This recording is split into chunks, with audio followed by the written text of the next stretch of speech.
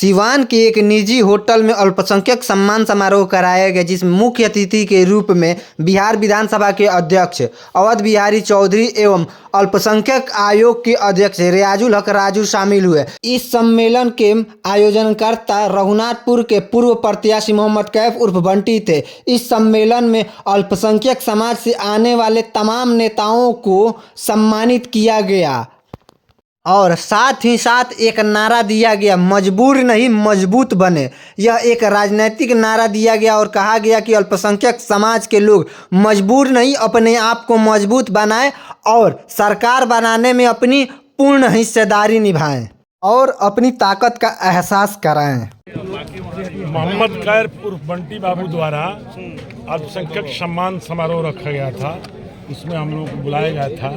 आज सरकारी रिव्यू भी है, उसमें अभी जा रहे हैं हम लोग। मैं अपने पूरे आयोग के टीम के तरफ से, मैं अपने तरफ से इनको मैं धन्यवाद देता हूँ, कोटि कोटि बधाई देता हूँ कि ये जो है अच्छा इस तरह का कार्यक्रम किए, जो है बहुत ही अच्छा रहा, सराहनीय रहा। अल्पसंख्यक समाज को लेकर लोगों की जो मानसिकता है, जो अवधारणा बैठ गई है, उसको लेकर भी आप लोगों ने बहुत सारी बातें बताई। क्या कुछ कहिएगा समाज के लोगों से?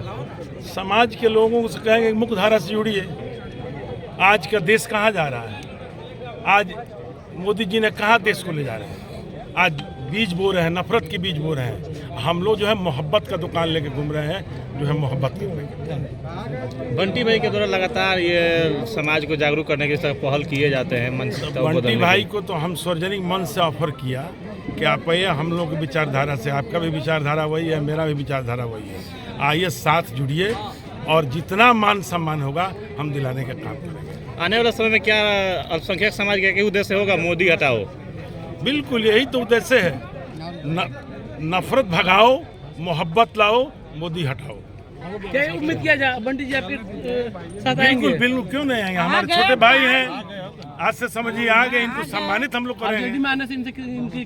क्या कोई अब तो समय बताएगा, समय बताएगा किस पद से इनको नवाया जाएगा? और समय बताएगा, आप देखते रहिए ना।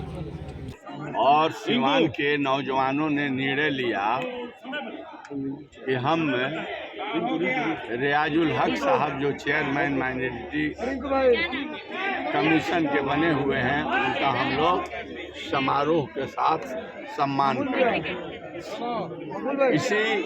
उसी सोच के तहत आज बड़े उत्साह के साथ वो आए, उनके उपाध्यक्ष भी आए, उनके सदस्य लोग आए।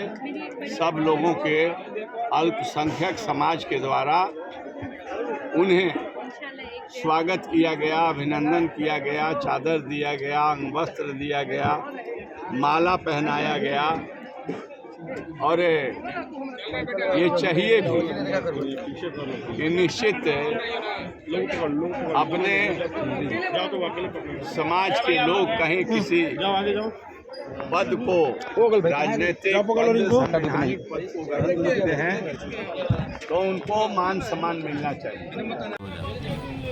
चेयरमैन साहब, आज आप पहुंचे हुए हैं अल्पसंख्यक सम्मान समारोह में, क्या कुछ कहिएगा इसके बारे में? सबसे पहले आपकी स्वागत हो अल्पसंख्यक सम्मान समारोह में।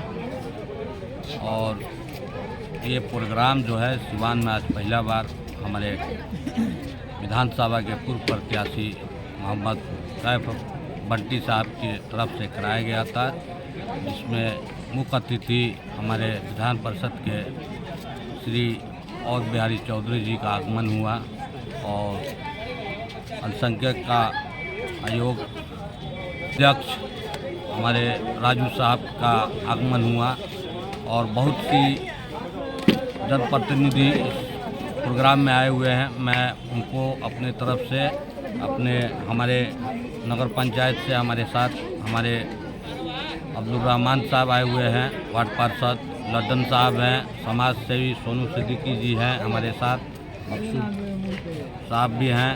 मैं अपने तरफ से, अपनी टीम की तरफ से मैं सभी को हार्दिक अभिनंदन और स्वागत करता हूँ।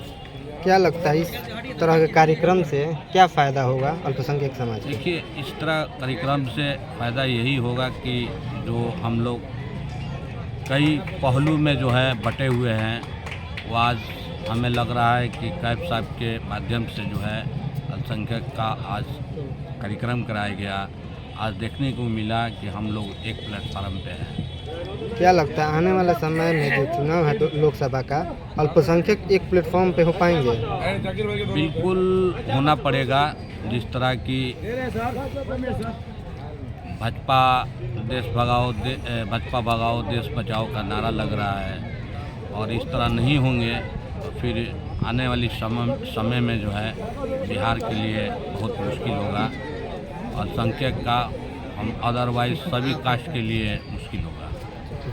आपको जानकारी होनी चाहिए कि अल्पसंख्यक समाज सीवान में क्या स्थिति है। मैं आज आपको खोल के बताता हूँ इस मंच के माध्यम से। आपने देखा होगा कि जब बरड़िया में चुनाव था उस वक्त अल्पसंख्यक बहुत बुरा पोजीशन में था। एक तरफ जो माननीय जो चुनाव लड़के जीते वो पहले किस पार्टी में थे, उनको सोचिए। वो बीजेपी से पार्टी में थे, फिर वो अपने पार्टी में आए, फिर उन्होंने चुनाव जीता। और मुसलमानों का क्या स्थिति था, कभी उनके साथ थे कभी उनके साथ थे। अरे भाई मेरे, आपको सिर्फ भगने का काम कर रहा है। जो चीज को आपको हटाना है, इन युवाओं को आगे बढ़ाने वाला मंच खोलिए, बुजुर्गों को आशीर्वाद लेने वाला मंच खोलिए, आपके साथ बढ़ने वाला मंच खोलिए। तभी आपके जैसे दोनों आगे बढ़ के सम्मान को आगे बढ़ाने का काम हम मुसलमान भाई करने के लिए तत्पर हैं। आप अल्पसंख्यक समाज में पूरे हिंदुस्तान में बीजेपी पूरी टारगेट कर रही है कि मुसलमान खराब है। अगर मुसलमान खराब है तो हमारी शादियां बयान क्या खराब लग रही है आपको? हवा में उड़ने वाली ये हिजाब है। ये हिजाब कहता है कि हम मुसलमान हिजाब भी बांधेंगे तो भी हवा में उड़ेंगे। अब इस युवा के अगर आप नहीं जानते, ये मंच नहीं होता तो आपको मालूम होता कि हमारी बहन हवा में उड़ रही है, मुसलमान की कोई लड़की एरोप्लेन चला रही है। आपको मालूम होता कि मुसलमान के लड़के क्रिकेट में आगे बढ़ रहे हैं, मुसलमान के लड़के टीचर में आगे बढ़ रहे हैं, मुसलमान के लड़के हॉस्पिटल में आगे बढ़ रहे हैं, मुसलमान के लड़के डॉक्टर में आगे बढ़ रहे हैं। ये बिल्कुल ही मजबूरी हो ही नहीं सकती है। कोई एक व्यक्ति विशेष से मजबूरी करने की जरूरत नहीं है। जो 30 सालों से बचाया है, जहां मुसलमानों का मुस्तकबिल है, वहां जाने का काम किया जाए, भारत को बचाने का काम किया जाए, इंडिया के सपोर्ट में जाए। पहले भारत है, उसके बाद ही कुछ और है। पूरे हिंदुस्तान के मुसलमान एक प्लेटफॉर्म पे खड़े हैं और सब चिल्ला चिल्ला के कर रहे हैं कि भारत बचाओ, बीजेपी को भगाओ। और मैंने कहा एक नेता से, उन्होंने कहा भाई आप मुसलमानों से कहिए कि बीजेपी को वोट उनके खिलाफ वोट देंगे। मैंने कहा यार योगी से तो मुसलमान बीजेपी के खिलाफ ही है, लेकिन आप अपने कौम को संभालिए ना, आप अपने कौम को समझाइए ना। वो बहक जाते हैं हम मुसलमान तो जहां थे वहां है और वही रहेंगे, क्योंकि हम मुसलमान सेकुलरवादी से ज्यादा मोहम्मदवादी है। और मोहम्मदवादी यही बोलते हैं जो मोहम्मद सल्लल्लाहु अलैहि वसल्लम का पैगाम पहुंचाने वाले को बोलते हैं। और मोहम्मद सल्लल्लाहु अलैहि वसल्लम का पैगाम क्या था? लड़ाई कीजिए, झगड़ा कीजिए, दूसरे से मारपीट कीजिए, बिल्कुल ही नहीं। सबसे पहले मोहम्मद सल्लल्लाहु अलैहि वसल्लम ने कहा था कि सब्र कीजिए और सबका साथ दीजिए। और इस्लाम कहता है जहां पे इंसाफ है वहीं पर इस्लाम है।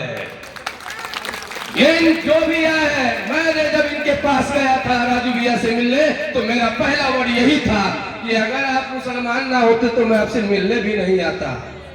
बोलिए, मैं मंच पे बैठ के बोलता हूँ क्यों? जब सरकार ने, जब राष्ट्रीय जनता दल की पार्टी ने, माननीय लालू यादव ने गरज के एक हारे हुए इंसान को फिर से उसी जगह पे पहुंचा दिया, तो इनका सम्मान करना मुसलमानों का काम नहीं है।